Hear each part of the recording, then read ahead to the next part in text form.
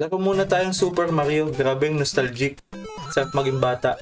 Imagine kung wala nang abala at stress dahil sa kuryente. Wala nang business, establishments at mga schools na maapektuhan. Mas dadami ang mga investor sa Batangas. Hindi magtitiis sa init dahil sa paghihintay na bumalik ang kuryente na halos tumatagal ngayon ng 14 oras at 1 o 2 beses pa sa isang buwan nawawala.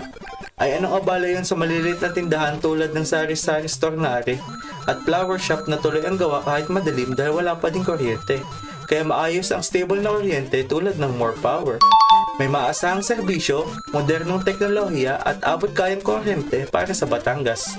Tulad ko na isang gaming video creator, kailangan ng stable na kuryente dahil hindi ako makapag-livestream ng mga laro o makapag-edit ng video. Halimbawa din ang BPO Industries ang laking abala sa kanilang operasyon kung walang kuryente kaya malaking maitutulong ng more power sa paglago ng ekonomiya sa Batangas.